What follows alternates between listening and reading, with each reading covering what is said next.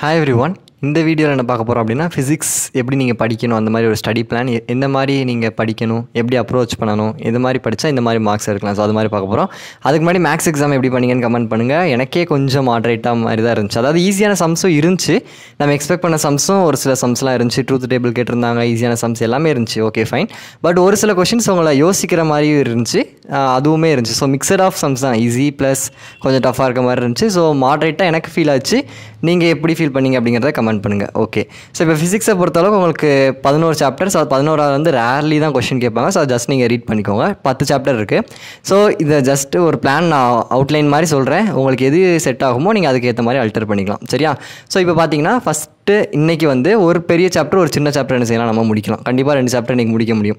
So first chapter and 6th chapter என்ன செய்யலாம், முடிக்கலாம். 2 வால்யூம்லேயே ஃபஸ்ட்டு சாப்டர்ஸ், அதாவது 1 and 6.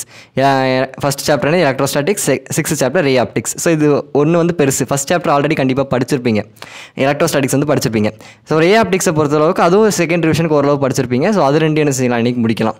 ஸோ நெக்ஸ்ட் டே நாளைக்கு என்னென்னு பார்த்தீங்கன்னா 2, 3, 4, 5 வால்யூம் 1ல் மீதி இருக்க 4 chapters 2, 3, 4, 5 current electricity, magnetism, alternating current, electromagnetic waves இது படிக்கலாம். நெக்ஸ்ட் தேர்ட் டே என்ன படிக்கலாம் அப்படின்னு, அதாவது நாளை கழிச்சு என்ன படிக்கலாம்னு பார்த்தீங்கன்னா மீதி 7, 8, 9, 10 வேவ் ஆப்டிக்ஸு, டியூவல் நேச்சர், அதுக்கப்புறம் atomic and nuclear physics, 10th வந்து கம்யூனிகேஷன் சிஸ்டம், அந்த எலக்ட்ரானிக்ஸ். அது ஸோ இது வந்து இது மாதிரி ஒரு படிக்கலாம். இல்லைனா என்ன செய்யலாம் அப்படின்னா இன்றைக்கி 2 லெசனை முடிச்சுட்டு நாளைக்கு மீதி லெசனில் இருக்க 2 மார்க்ஸ் 3 மார்க்ஸ் ப்ளஸ் ப்ராப்ளம்ஸ் பார்க்கலாம்.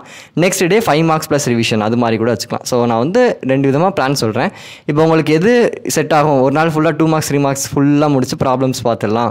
இல்லை அடுத்த நாள் 5 மார்க்ஸ்க்கு நம்ம இம்பார்ட்டன்ட் கொஷின் 45 கொஷின்ஸ் போட்டிருக்கோம். ஸோ அதை ஃபஸ்ட்டு பார்த்தீங்கனாலே போதும். ஸோ 2 மார்க்ஸ் 3 மார்க்ஸ் கண்டிப்பாக புக் பேக்கை ஃபுல்லாக படிக்க ட்ரை பண்ணுங்கள். முடியலைன்னா இம்பார்ட்டன்ட் கொஷின் பாருங்கள். ஆனால் புக் பேக்கை ஃபுல்லாக படிச்சிங்கனாலே உங்களால் அட்டன் பண்ணிட முடியும். ஓகேவா?